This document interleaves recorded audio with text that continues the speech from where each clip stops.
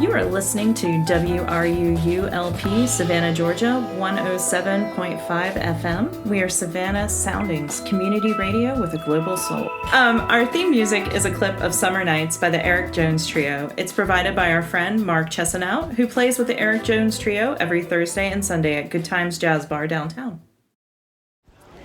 Hey everyone, welcome to Arts on the Air. I'm really excited to be here today with Sarah Cuda. Sarah, welcome. Hey. Hey. And just to start off the name, it sounds so good. It's like a takeoff on Barracuda, right? That's correct. Okay. That's correct. Tell us about the car.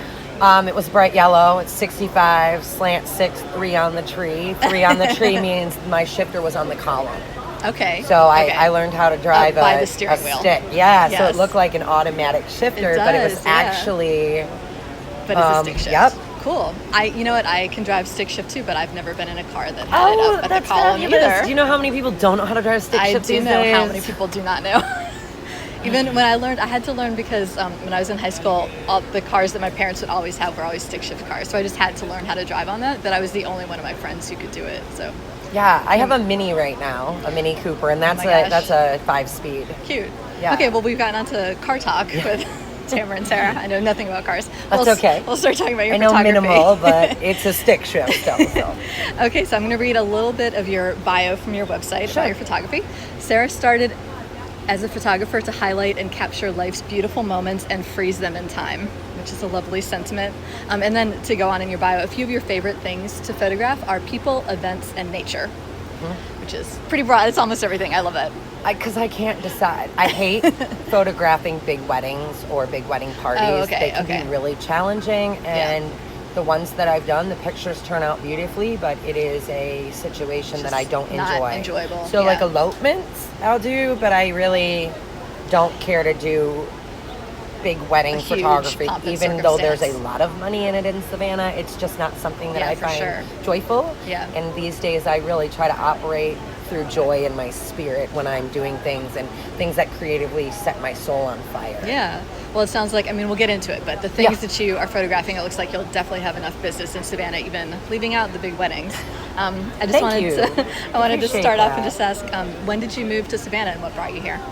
I moved here in the end of 2003, so I've been here 19 years. Oh, wow. And my friend who's a hairstylist, she asked me to move because I was going through my first divorce. And I was on a workman's comp case. I got hurt at work, so I didn't really have a whole lot going on. Yeah. And I was like, well, if I take an opportunity, absolutely. If I take an opportunity when it opens, I can always go back if it doesn't work. But if you don't take the opportunity when it's presented, you might not get the opportunity to have another one. Yeah, that is very true. Where were you living then? I had moved from Toledo, Ohio. Oh, wow. And I hate snow. Okay. So there wasn't anything specific about Savannah. You had a good friend I didn't even know anything about Savannah. Okay. Like I just was like, I moved down here with what fit in the bed of my S10. Is that a truck? It's a little. It's like the little trucks, like early 2000, and it's the small kind of like truck that you. And now you've been here for 19 years. That's correct. Yeah. Yep. What were your first impressions when you first got to town? I hated Savannah. Okay. I kept having all these things happen that were really challenging, and I was like, why did I move here? Yeah. And it took some time because I had a series of unfortunate events. Oh. So it took me some time. Okay. Life was throwing a lot at you, but you stayed. I did. For whatever reason. Because the weather. Okay. Even though it's drunk in Savannah and it can't choose what it wants to do. Yeah. I didn't want to me to go back to Michigan felt like a defeatist move. Yeah, like going backward. I was determined to make it work. I hear that. When did you start doing photography? I've always loved photography. I was not able to really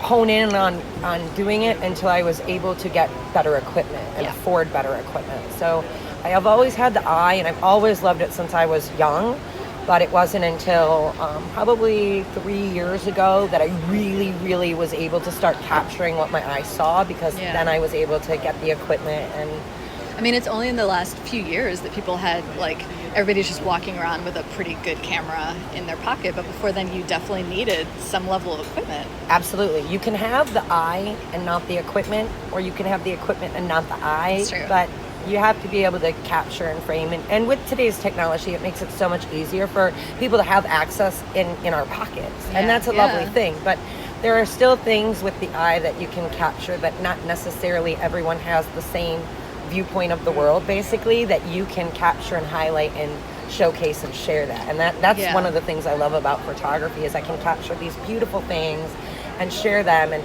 really, I want to make people's hearts smile with this beautiful imagery that I'm able to produce. How do you think, so in order to take photos that are just different than what everybody can do with their phone, is it a matter of like the lenses? Is it the development? Like, what do you think for your practice? I would say that lenses on a DSLR or a mirrorless camera, that's where you start getting into the money.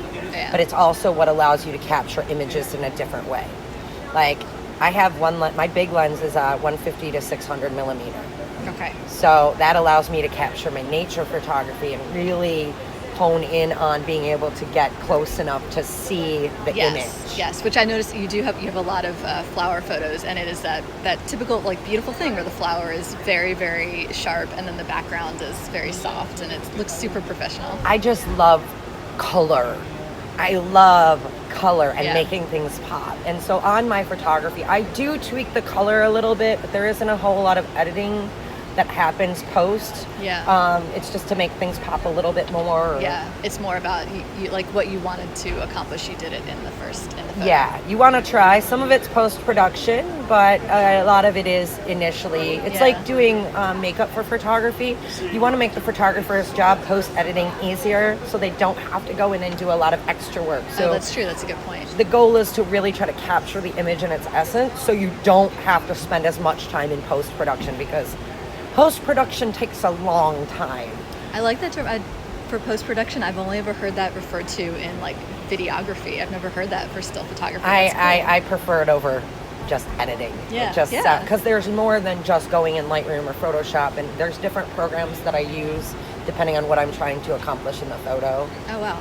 How did you get good at all these different programs? Is it just like over the course trial of the years, and error slowly, and like just playing with them? I'm not great at Photoshop yet. I do have some classes that I have purchased that I plan on going through, but with some other things that have happened over the last few years, it kind of took my attention away from that. But now I'm at a point that I'm really looking forward to 2023 and planning and moving forward. And you have a day job where you work as a hairdresser and barber. Yep, I'm dual licensed. That's correct. I went to school in 2004 when I first moved here. I moved in 2003.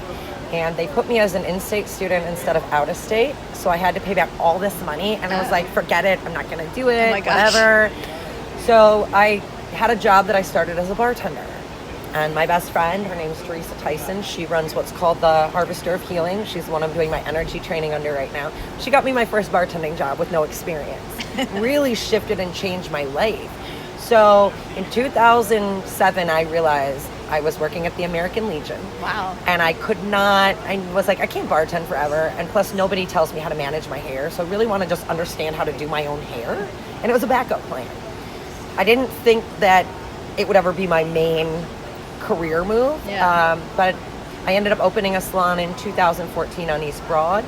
The city took forever to allow me to open with silly bureaucracy, and that's okay, but I made it through. I'm not the Savannah person. way, right? Oh yeah, Savannahian way. Yes, absolutely. I'm not the person that's going to roll over. I'm going to keep powering through until we accomplish what the goal is set out to accomplish.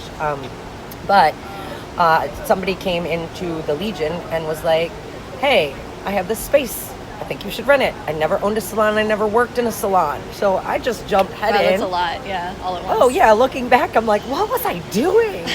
So 3 weeks before the city let me open my salon, there was a fire at the Legion. This was 2014? 2013. 2013? In the process, I believe the fire did happen in 2014, but I started the process in 2013 to open. So it was.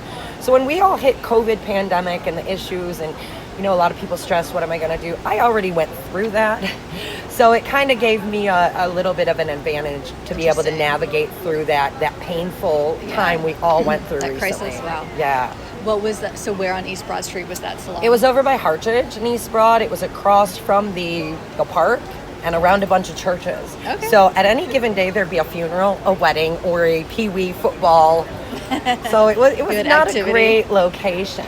But then fast forward, I closed in 2016 due to some unfortunate events with an employee.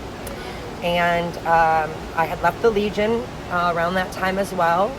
I went and worked at Ulta for a short time, and I never would recommend someone going to work in a corporate salon unless they're first coming out of school to get their feet wet. Oh, okay. Because it's just not an environment I feel conducive to creative individuals. So then I left there after a few months and I started barber school.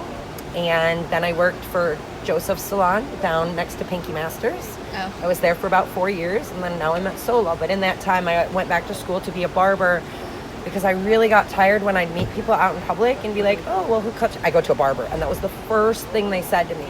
Well, I don't want me not having what I need or a title to stop me from being able to provide a service. So I went back to school so that I could have that title under my name. Well, that's interesting. I didn't know that was a whole separate title, but that... It is. In the state of Georgia, the difference between cosmetologists and barbers is a barber can straight razor, and the cosmetologist does hands and feet and makeup and waxing. So that's really... Okay. That's the difference. Good That's factoids. it. Okay. So getting back to the photography, Yes, ma'am. So when did you start buying the equipment and investing in it? So in 2018, my friend Georgia Walters, who does nature photography, she's been published in National Geographic and stuff, she organized, we had become friends because her husband used to live right behind my salon, and that's how we became friends. Well, she's amazing, and I'd pick her brain. Well, she started organizing trips. So we would go on photography trips. And I'm going after my first or second trip with her and not being able to capture and seeing her image capture. And I was just like, it's the equipment. You realized it was that. Yeah. So that's when I decided to make the investment. And so it really made, I went from a Nikon crop frame to a Canon full frame, and instantly when I put the Canon in my hand, I just understood how the moving parts of the camera and ISO and the shutter speed, and it all clicked. For a lack of a better word, it clicked, you know. I love that. Where were the trips that you had gone to? We've been to Cape Coral. We went to, and down when we were down there, we went to we stayed in Sanibel Island. We also went to Cades Cove in Tennessee. Where else have we been? We went in the Everglades. Oh, nice.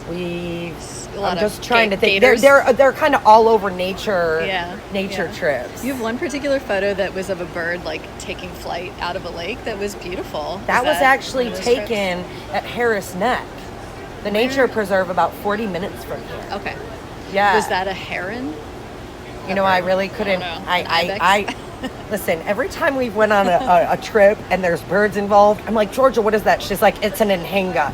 I only ask about the Anhingas, and I'm like, I don't know why that's my bird. So now that's just the big. Now I need to look that bird That's up, just the big joke because I thought that I was asking about a different bird each time. No, it's always about the same bird. Fascinating. Okay, the two birds that I always think things are around here is either a heron or an ibex. So I'm gonna look that up. Okay, absolutely. Okay, so looking at your website, it looks like lately you've been doing a lot of band photography, like a lot of band concerts photography. at Yes. Victory North. How did that start? I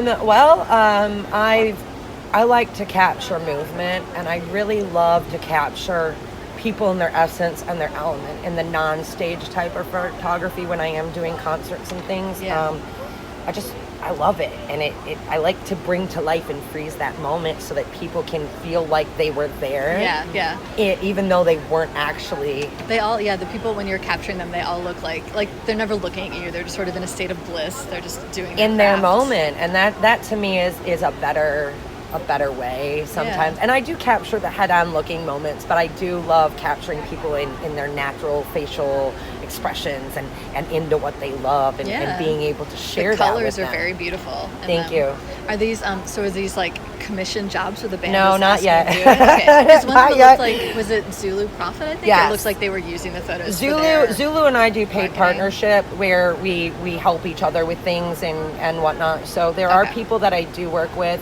And at the bottom of my About Me section, there are a few different bands. There's 13 Bricks, which is the van printed my show for the Bean when I had my show earlier this year at the Bean.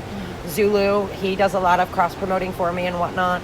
DJ Doc Ock. I did a really nice photo session with him. He's the DJ that plays around town at Abe's, and where else does he play? Is he at Black Rabbit? Yes, Is that guy? DJ Doc Ock is at Black Rabbit, and who else? I put Stephen Bass, who owns Savannah Combat Club. He's one of my best friends. He's a former MMA champ, and when you go in to take boxing classes with him, it's not like you're jumping in the ring with someone. He's the most supportive, like, amazing, kind human that will make sure whoever goes into his gym is going to feel safe. Yeah. You don't have to worry about being harassed or problematic situations. He's very, very, very He has a adamant. lot of women going there. Oh, yeah, and he just makes sure people feel comfortable. You don't have to go in if you need to take a break, he's super, you don't have to feel weird and awkward like some places you go. It, to me, feels very uncomfortable because I'm like, I can't do that right now. I'm not And there in yet. general, any kind of combat gym sounds intimidating. But he actually, and he knows his stuff too, because being a MMA champion and previously doing that, like, but he's just a kind, solid dude who will go out of his way to help anyone. Okay, so you've been doing a lot of photography at Victory. So it sounds like you're just going to the concerts and you take the photos just to like, build To your put portfolio. myself up, yeah. Yeah, is that a thing? Is that like a direction that you'd like to start getting paid jobs where they're like? Yes, absolutely. And one thing I'm working on right now, I have to send it to my website developer, is I have software now that I want to set it up so people can get like family or elopement photography around town. And another side, I want to make it so that they can also order my prints, like the stuff that I take of my flowers, nature, stuff in Europe, whatever. Yeah. But I also would love to eventually get into event photography. It's just, it's fun because everybody's in a good mood. It's true. That's good. So you're looking to build these things into your site, basically, where people Yes. can like purchase a package. Yes. Purchase a package, or if they just want to order a print, it'll be a separate thing where they can order. It'll be directly sent to them via the print shop. Yes, you mentioned, I think I saw on one of your sites, you have your photos printed and stretched at Studio 13. Yep. Is that right? They're That is local? Van. Okay. Yep. That's Van Ellison. He's the one who printed my show. And when I did my show, there's a gentleman named Alexis Javier. Oh, yeah. AJ. We all know AJ. Yeah, okay, well, I wasn't sure. AJ came and taught me how to build my stretcher bar frames and how to stretch the canvas and mount that. So in the process for my show, he helped me learn how to do all of that. So now if I want to print a photo, I can go to Van and say, hey, I need this printed. Yeah. I can build the frame and stretch it myself That is and very mount cool. it. So I don't need, I try to really have all the equipment or do the things myself so I don't have to rely on anyone else. Like, I do makeup and hair and photography. I don't like doing makeup all the time, but if I want to do a photo shoot, I don't have anybody that is holding me up from my schedule to be able to offer all the things. Oh, that's interesting. Both weddings that I've done the hair, makeup, and photography, and never, ever, ever want to do that. I picture you just like changing your clothes for every station. And No, just we moving, and then, wear one outfit, and then but the it's group of people being like, "Oh wait, it's you again. Oh Yeah. hi." It's almost like a French farce. You just Right. keep appearing in different places. I love that. That's a great analogy. And all the bridal party's like, "Oh my gosh, it's that same woman again." People are really heightened on wedding days too, and it's just a lot. It's a lot of pressure. I know. I felt like that when I first started doing illustration and selling my art as cards, and like a really easy, lucrative thing to get into was doing imitations and doing like the whole slew of paper products for a wedding. Like you would be printing for them like their save the date cards and the RSVP cards and the invites, and like especially if you sold on Etsy, that was like a big thing to get into, of selling these packages. And I just could never bring myself to do it because I just thought the stress of working with someone to get ready for a wedding, like the stakes are so high. Are they going to ask for paper They're very stressed examples? out. Like, Like that the time crunch would be, that you couldn't mess up at all. And so I just I was like, no, do not want to get into this at all. But it was like a real decision early on because that would have been a real money-making thing to do. You had another, just like getting back to your nature photos, another photo that you had that really caught my eye was it's of a snake head and it's like poking out amongst the grass, and the snake is so crisp and then the grass around it. Like, where were you for that photo?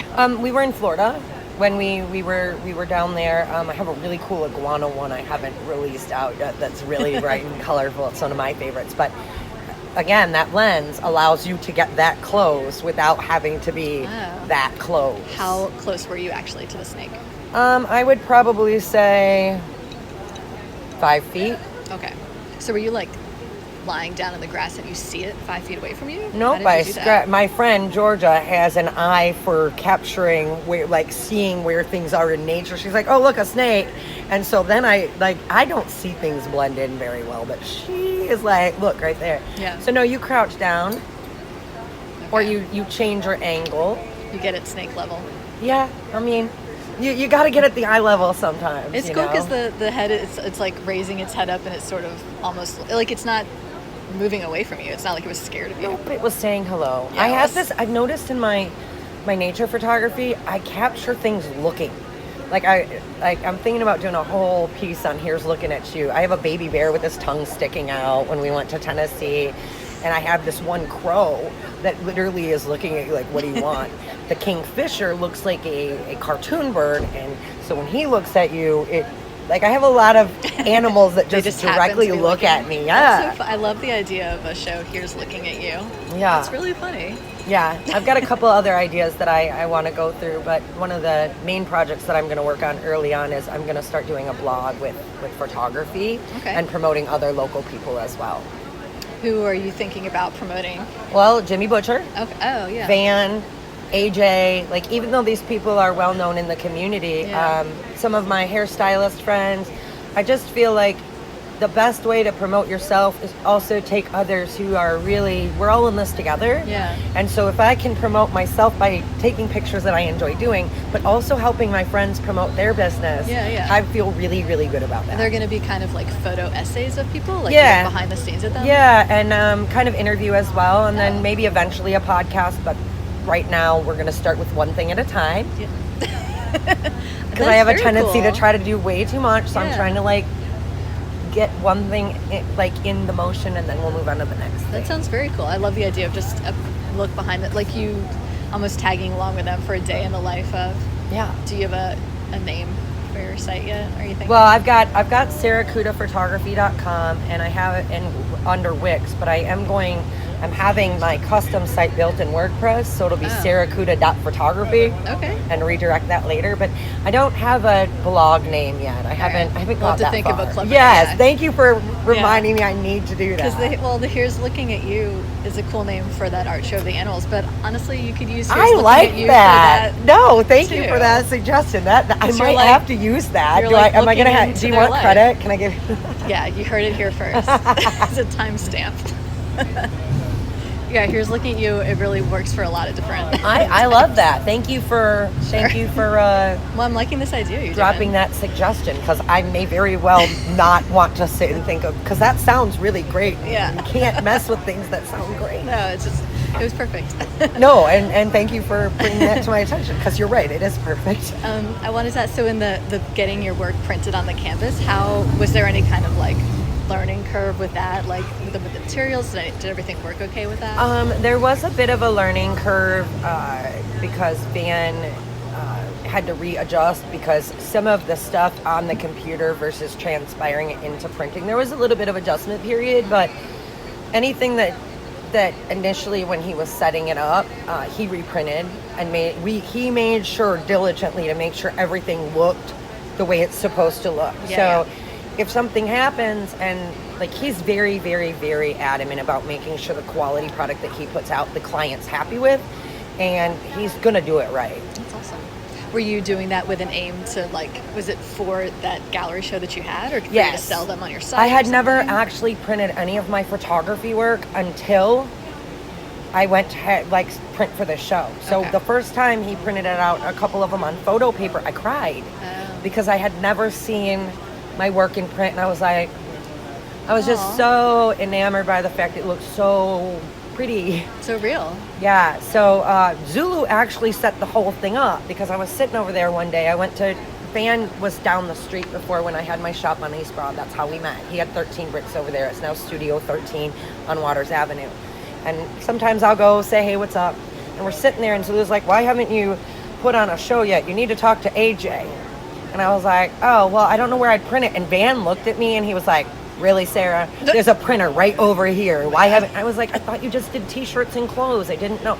So that's how it was just a basic start of a question that turned into a whole show, out of nowhere. It was beautiful. So you went to AJ and you said, I'd like to do a show. Yep, and so we set it up far enough out that I would have time to get everything together and print and put the show together, and he was all for it. How was your experience having your work at Sentient Bean? How'd that go for you? I cried the first time I saw it, of course. Yeah. I'm a bit of an emotional, sentimental person. It was beautiful. It was and before my sister flew down from Pennsylvania, one of my best friends since elementary school, she came down. She's the first person to visit me since 2007. Wow. From Michigan. Like, besides my sister. So it was a big art show for you. It was huge. Probably 100 people showed up at my opening. And before I went there, I was like so nervous and I'm like having a freak out moment. My best friend Teresa was like, Sarah, breathe. All these people are coming to support you because they love you and they care about you. Just pretend you're in a room hanging out with them because that's what... Yeah. And I was like, oh, you're right. Why am I nervous? This is ridiculous, But it was a really, really wonderful experience. And it's nice that Kristen, who owns the Bean, allows artists to come in and showcase their work, absolutely. Especially new artists or artists that haven't had the opportunity to be in a gallery. It really gives them the opportunity to... It's less stress than the gallery thing. And I mean, just as far as like getting your work out to a number of people, it's one of the probably like the most people in the whole city coming through Sentient Bean. It was pretty awesome. Great. It made me feel really special to be able to do that. That AJ is like, we're going to put you at the Bean because AJ curates shows at different places around town. Yeah. I had something at Starling Cafe once. He is the man of all hats, I swear. So that was in May, that show? Yes, ma'am. Okay, awesome. Well, this is a good time. We're going to go ahead and take a little break. Again, I'm with Sarah Cuda, local photographer. And if you hang on, we will be right back. You are listening to WRUULP, Savannah, Georgia, 107.5 FM. We are Savannah Soundings, community radio with a global soul. Trees are one of Chatham County's most treasured natural resources. Beyond their beauty and cultural significance, the impact of trees are far-reaching and compounding, spanning from economic benefits to health improvements to climate change resilience. Trees are woven into every aspect of our lives. Savannah Tree Foundation protects and grows Chatham County's urban forest through tree planting, community engagement, and advocacy. More information is available at savannatree.org. This portion of WRUU's programming is brought to you by listeners and by Brighter Day Natural Foods. Brighter Day Natural Foods has been serving Savannah's healthy food and supplement needs since 1978. It is located at the corner of Bull Street and Park Avenue. They have online ordering and curbside delivery available, and now a walk-up window for smoothies, juices, and sandwiches from the deli. They are open from 9 a.m. to 7 p.m. Monday through Saturday, and 10 a.m. to 6 p.m. on Sunday. More information can be found at brighterdayfoods.com.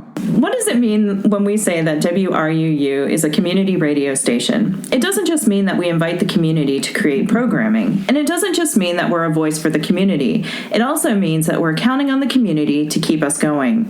And you are the community. Almost all of our modest budget comes from small annual or monthly donations from listeners like you.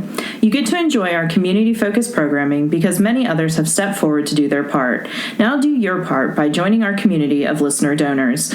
Go to WRUU.org right now and make a one-time or monthly donation. And thank you for supporting Savannah's community radio station, 107.5 FM.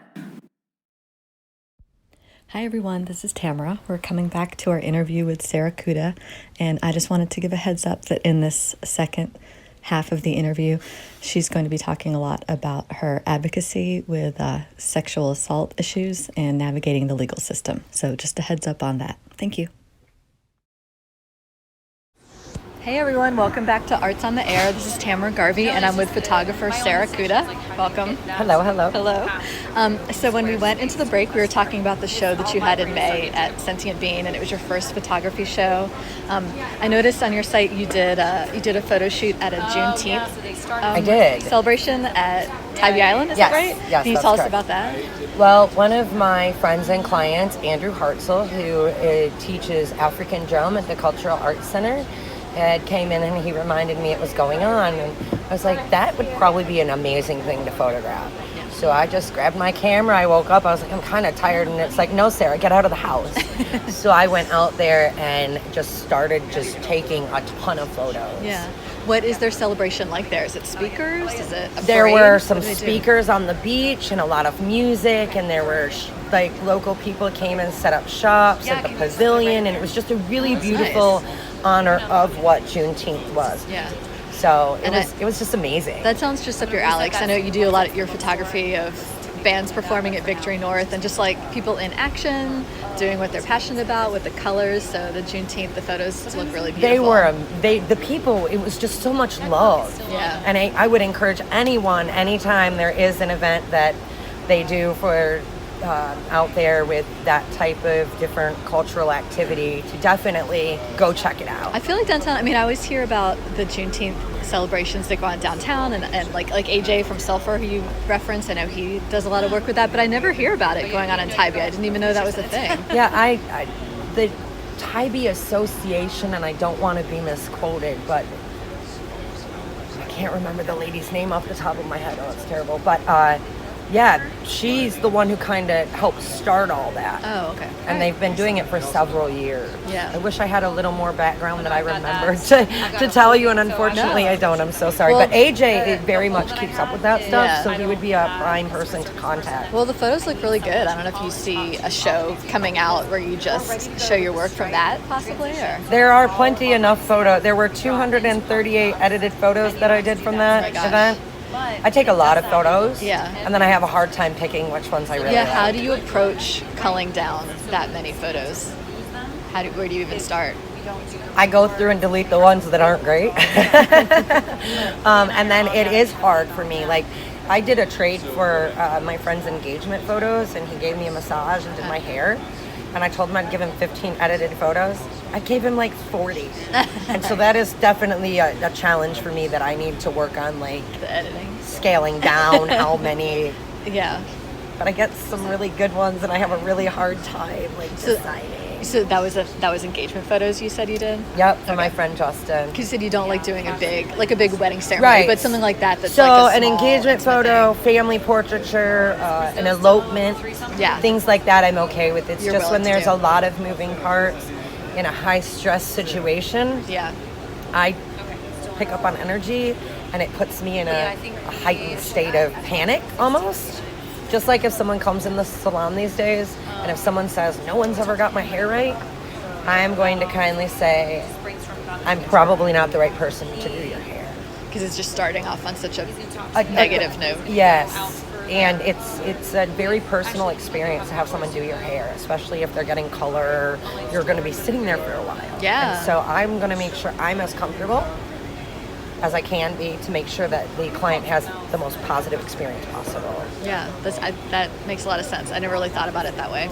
But can you speak a little bit about, I feel like in all the interviews I do, it comes up where artists are like, you have to have your public face, or you're dealing with people a lot, either you're at an art show or you're a musician or something and you're selling, and then you go home and you're just actually truly an introvert, where like being around people drains you kind of, and you feel like you need to be alone to like regroup. So for you, it's, I mean, both like you mentioned at the show that you had where you were so nervous to go and that you felt like you were going to be like, that you were going to have to almost be on a performance. People were going to be looking at you. That's exactly what it feels like. And after bartending for years and being on like that, it's a little overwhelming because you're on all the time, and it becomes a lot. And so when I had stopped bartending full time, I really started enjoying my peaceful solitude of not having to expel all this energy. Like for now, when I go out per se on a night going out with some friends, I plan ahead because I have to hype myself up to be able to expel that much energy, because having bartended for so long in downtown Savannah, I constantly run into people as well. Yes. So it can be a lot. What are some goals that you have for your photography business coming up in the new year? I know you mentioned getting better at Photoshop. Yeah. Yes, absolutely. Composite photography, so I can really do some of that magical imagery and like putting pieces together. And I'm sure there are people in town that do it, but I don't see as many people do that. And I would like to kind of hone in on that as a specialty, where you take a picture of, let's say, a child, and child's on Santa's lap and like all these magical things are around it. And I use Santa as an example because it's almost Christmas, Yeah. you know. But it's really being able to layer elements in Photoshop and blend them together to really create a magical story photograph that really tells this amazing tale by just looking at it. That sounds good. It sounds like, so in order to like Photoshop a bunch of pieces and put it into the main photo, you probably have to control, like the lighting has to be the same on all of it, right? Or else it's just going to read very false. You can adjust the lighting. It's blending the layers together and all the pieces so it doesn't look like you have a botched PC photo. Can you tell, so I know in the break you mentioned to me that you just bought some new equipment you're excited about? I did. I've bought a whole lot of studio lighting. Okay. I've got an outdoor light now, reflectors, I've got studio lights, umbrellas, soft boxes. What is a softbox? Basically, it's those big, they're either round or square, and they have the black on the sides with the white, so it kind of is light diffusing, and you can place where you want the light to hit the subject. Oh, okay.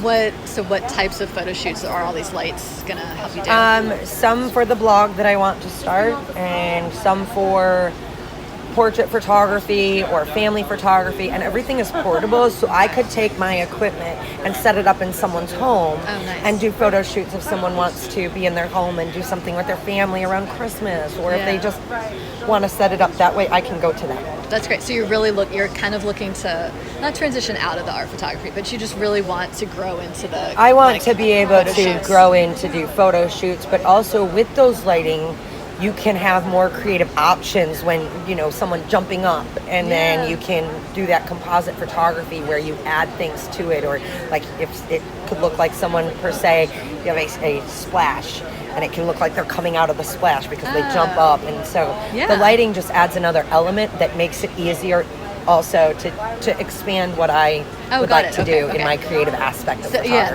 that totally makes sense. Yeah, so it's going to work for the commercial shoots, but also you can get like even more artistic with your gallery photography. Which I'm really excited about. I love that. Oh my gosh. Really excited about it. You touched on a little bit when you talked about when you're going out and you have to like jazz yourself up to go out. And there's a few questions that I always ask people in these interviews, and one of them is, do you have a special song that you listen to that's like your thing that maybe helps you get ready for something, or like if you're walking down the street, a song that's playing in your head? There's a few songs. There is an artist called Dessa, Dessa. She is phenomenal. I don't know if it was Minneapolis or the Minnesota orchestra. She arranged a whole thing to sing with them, but she sings and raps. Okay. And she's really, really, really good. That's so Sometimes I'll put on some Post Malone, which isn't something I listen to all the time, you know.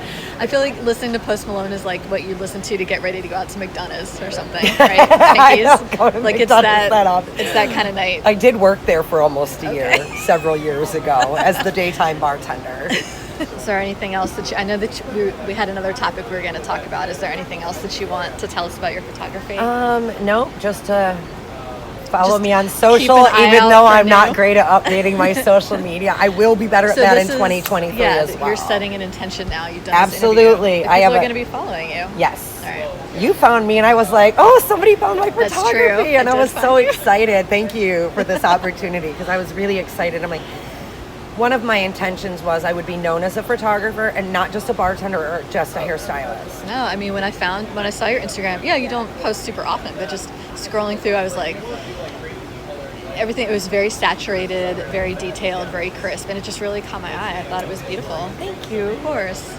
And I know you mentioned to me you wanted to talk about a different subject. You've been doing a lot of work with sexual assault advocacy on the legal end. Yes. Would you like to talk about that? I had a situation. I went on a date with someone that I spoke to for a couple of months, and it was a really great first date, and at the end of the date I was going to get an Uber, and he offered to give me a ride home, and instead of taking me home, he took me somewhere else. And I was in shock when he took me home, and I had a really hard time. And for 3 days, I don't really remember the 3 days following, because it was just, I was out of it, to be honest. So much shock. Total. It's one of the 2 times in my life I've been in shock. So a friend of mine came to me, and I was like somebody I've been friends with for years. And she looked at me and she said, Sarah, if you don't say something when he does this again, because he's already, I guarantee, done it, how are you going to live with yourself? I know you. And that really kind of knocked me with a light bulb in my head and a gut punch to be like, she's right. And so that's what made me go forward. And through the whole process, there were a lot of mishandlings of a lot of things. And for every no that I find, I'm going to find a yes. It might take me 10 no's, but I'm going to find the right people. And through the process of my resilience of not taking no for an answer, I found a lot of the right people that aren't in Savannah, of course. Yeah. But I found a lot of the right people who are helping me, and we're working at changing state level laws for victim protection. We are a friend of mine who worked with advocacy in Effingham County. We just decided yesterday that the beginning in January, we're going to sit down and really, really, really work towards creating a nonprofit that will fill in the mental health and the holes that the RCC, Mary's Place, and the court system, they have limited resources. And so we really want to kind of go in and fill in the gaps for healing and help with advocacy, because everything that I've discovered, I know more than a lot of people in the system know, just because I've had to and be an advocate for myself. Yeah. So in my process of doing that and knowing that I have a voice, and I got a loud mouth, I'm not ashamed of what happened, and I understand why it shuts people down.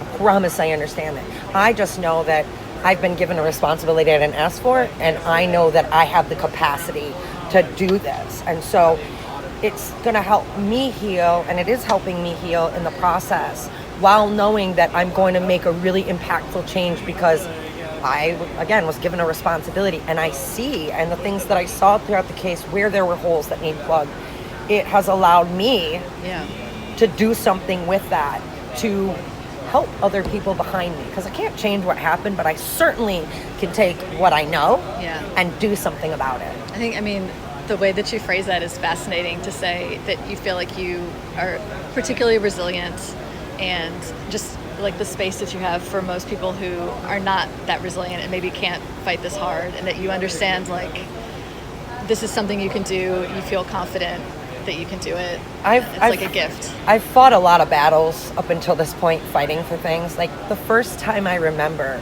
fighting for something, I was 20. And the snowplow had knocked over my grandma's mailbox in the middle of winter time. And I was at her house. Now, I'm 40 now. So 20 years ago, it was more of the phone book. I said, Grandma, who is in charge of this? And she said, the county commissioner. So I called the county commissioner, and they're like, ma'am, the ground is frozen. There's nothing we can do. I said, you've committed a federal offense. I suggest you go get a heater from one of the cemeteries, and you come out and give this 75-year-old woman a new mailbox. That is the first time I remember fighting for the right thing. But they were shocked with there that. Was school that I dealt with, things at previous jobs with people that would say things that weren't true, and constantly having to fight, when the only thing I'm out here trying to do is help other people. I'm not trying to step on anyone, but people sometimes feel threatened by that, because people a lot of times don't understand genuine intention. When you mentioned the Rape Crisis Center, do they have do you kind of get assigned a particular person who is with you through the whole here's the thing about process? That. I would love for any person that is a victim to understand, you have access to resources that someone told me right before we went to court in April of this year. Otherwise, I was never given proper information to know what accessible things that you have. Yes, you have the right to an advocate through the whole case. Yes, they offer counseling and other community services that I was not aware of, because no one told me in the process. Why isn't that like their entire reason, is to give you these resources, right? Yes, but it's the district attorney's office job to make sure above anyone else that you get your victim bill of rights and that you have access to this information. I do know when I first filed the police report, the police gave me something about it. Again, I was in this total state of shock, and it was never brought up again. But a friend of mine who has been a paralegal and worked in the law system for a long time is the one who told me, you have a right to an advocate. And so these are, again, things that I want to be able to help other people through the process. Yeah. Where there are holes that they don't know. They don't know the resources, or if they have a hard time going through to come forward, I will be happy to help anyone because I understand the navigation of the process. And the person, you said you're working with somebody who's in a different town, like a different nonprofit. She's the sexual assault unit supervisor for the Criminal Justice Coordinating Council for the state of Georgia. Wow. They fund the Prosecuting Attorneys Council, and they raise money for the Rape Crisis Center. That's who I'm working with. Wow. We go to the state level. If somebody doesn't want to listen to you, you find out who their boss is. And if the boss doesn't want to help you, you find out who their boss is. And if they don't want to help you, go to the state. This is how things get done. Yeah. You do not lay down when someone tells you no. You keep going. And if I can encourage people to do that, when someone tells you no, you keep going. Well, keep going. I really appreciate you talking to us about this. And honestly, I don't know if you obviously have enough on your plate. You're doing your business, and then you're also doing all this advocacy. I always have time for more things. I feel like, going forward, just the combination of doing your photo essays with all this work that you're doing, if you just documenting the process in a visual way, I think is really interesting as well. Eventually, also, I would like to get a group of people together to really offer survivors an opportunity to have a beautification day, or get your hair and makeup, spa treatments, just to really help boost that level of feeling really, really heavy. You talked about doing these composite photo shoots, and you gave this idea of fairy wings in the forest. I don't know if necessarily fairy wings because it's kind of light, but just doing a really beautiful photo shoot or something. Powerful warrior women, absolutely. In nature. Because always nature's so healing for everybody. Absolutely. A lot of people, some people know, some people don't. Earthing is really good for you. Well, I'm sorry? Earthing, where you walk around barefoot. Oh. It will boost your immune system. They've done body heat scans to see what it looks like before and after walking around barefoot for an hour or 2 hours, and it really heightens your immune system. I can see that. I love finding just a really lush patch of grass and walking around barefoot. Forest has some pretty lush patches of grass scattered throughout. It's lovely. You just have to avoid those gumballs. Because trees, people don't want to. It's painful. Is there anything else that you wanted to talk about in this vein? I can't think of anything. Okay. Well, I'm so sorry. We've covered all the gambit I really of lovely, you. Thank you so much. Thank you for... the interview started off as one thing, and I love your words about your hairdresser art and your photography and the lighting and the business practice, and then you have this whole other aspect that you're working on, and I really admire everything you're doing. Thank you for asking me to do this and allowing me to put this information out there and finding me. It was such an honor. I'm like, oh my God, somebody saw my work and they liked it. Oh my God, Well, thank you very much for just your bravery and your openness in talking about this. I think it's I'm really an open book, but never a dull read. So that's a Shannon Scott quote. Shannon Scott does Bonaventure tours. Oh yeah. So that's his quote about me. Never a dull read. Yes, ma'am. So if somebody were dealing with an issue or some fallout from this and wanted to reach out to you, is that something you're comfortable with? Absolutely. I'll be happy to help anyone that I can navigate, be an advocate, go to court with them, whatever they need. They need somebody to just listen or a hug, anything. Because I know the difficulty that I faced, and I would hope to God that if I have anything in my power, in my energy bubble, in my soul, that I can help someone ease the process just a little bit, I would love to be able to give that to someone else. Yeah, honestly, it's a travesty that the process is still so difficult. I think we all know just how difficult and emotionally devastating the process is. Especially when the people in the positions to help you don't help you. Yeah. And the lack of compassion. Yeah. And not listening to you and not hearing you. And that was the most triggering thing of all. Yeah, for not being heard or listened to. For this kind of crime in particular, you have to have the most compassionate people you have on staff. That's who they should be sending out for it. So, I agree. Well, thank you very much, Sarah Cuda, and I will post. I'm going to post your Instagram and your website. People can keep an eye on your photography. Please. And thank you so much. Book you for photo shoots in the new year. Yes. Thank you so much. Yes, thank you so much. Next up, I have a mini interview in which I went to City Market and spoke to Sabree, longtime artist there. She has a beautiful studio upstairs on the south side of City Market, and we're going to be talking about one of her best-selling pieces called Waves of Courage and all the symbolism in it. So, stay tuned for our interview with Sabree. Okay, the piece that I'm working on right now, this is a G-clay of the Waves of Courage. And a G-clay is a high-quality reproduction that can be done on canvas as well so as on paper. But once embellished like the yarn for the hair or the pine cone for the tail, it becomes another original without the original price. Now, the Waves of Courage, I've used the pine cones again for the tail. And just to break it down a little bit more, I remember when I first started working with pine cones, I was working on a tree piece, and I got up very, very early in the morning, and I said to myself, it was like 4 o'clock in the morning, and I said, I want to use a different texture other than using dried paint as the tree. And so I remember hearing a little voice that said, pine cones. And I said, oh my God, that is a fabulous idea. So when the sun did pierce his beautiful head, I ran outside and I started picking up pine cones. And I knew exactly what to do. I knew that I had to take them apart. And it was prickly. And I put them on the tree and it made a beautiful effect. And I've also used them as shingles on the roof. And now, for the mermaid that I'm working on right now, the Waves of Courage, I'm using it as the scales for her tail. But the pine cones, I did my research because I knew that the ancestors were really wanting me to dig deeper.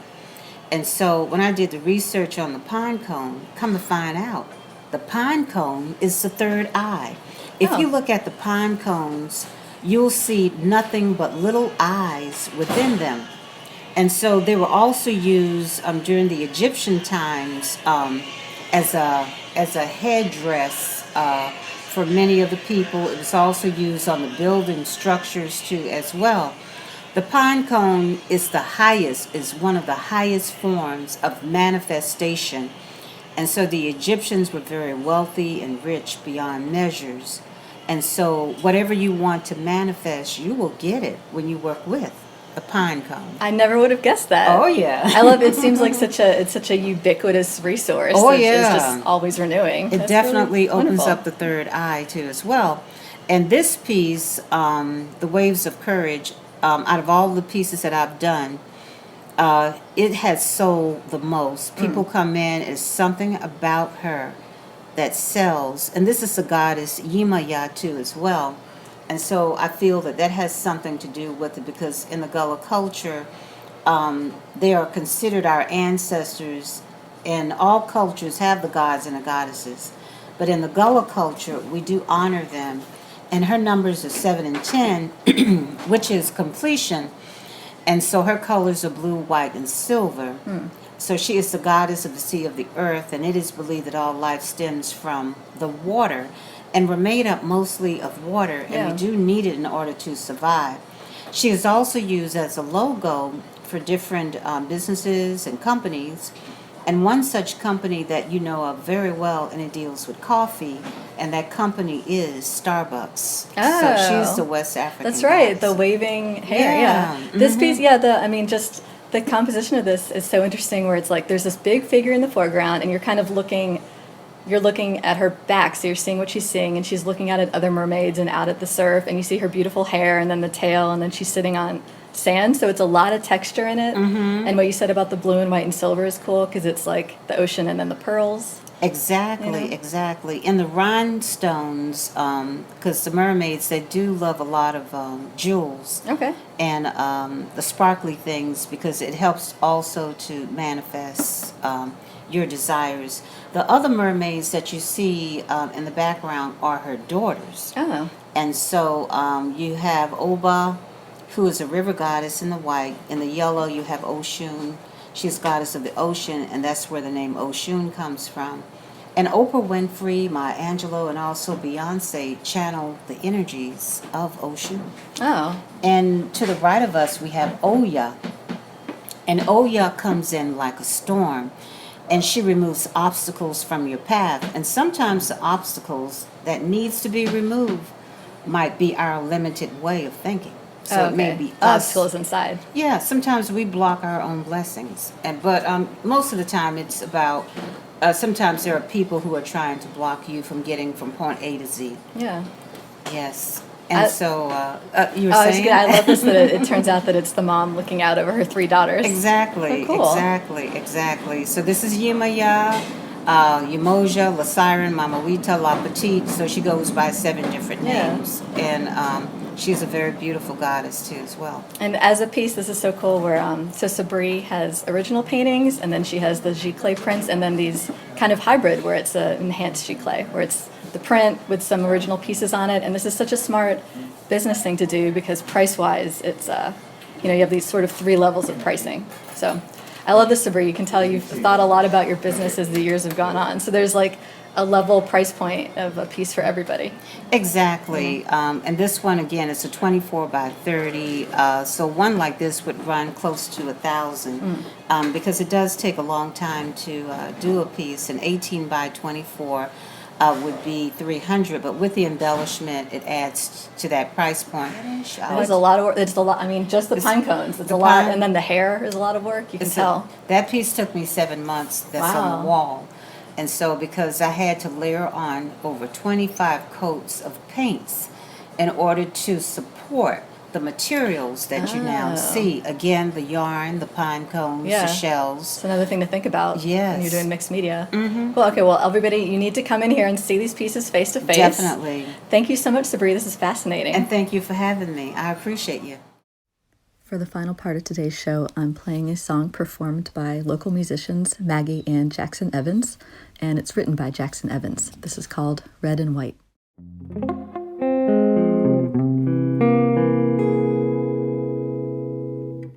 Threads and things, diamond rings. This is the story of a dangerous dance. To save your life, take this advice. The only certain death is true romance. The tailor's games weren't always the same. He had a different use for needle and thread. To cheer his wife and spice up her life, he brought her gifts that once belonged to the dead. Red and white, pink satin at night. Two lovers in arms, one lying in harm's way. The young princess found Granny's dress. She hemmed it up so she could go to the prom. Her date's red tie told a great lie. His pointed coattails were tucked up behind. Red and white, pink satin at night. Two lovers in arms, one lying in wait. Ooh, ooh, ooh, oh, oh, oh, oh, oh, oh.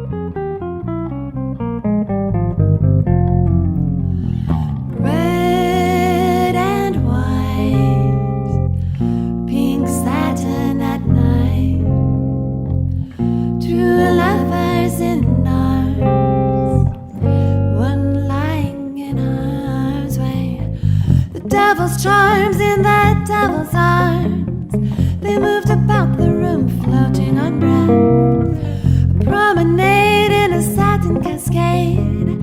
Their first soft kiss just preceded her death. Red and white, pink satin at night. Two lovers in arms, one lying in harm's way.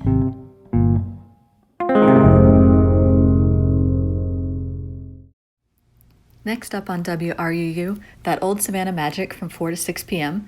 It's a variety show featuring Savannah history, radio theater, interviews, and music.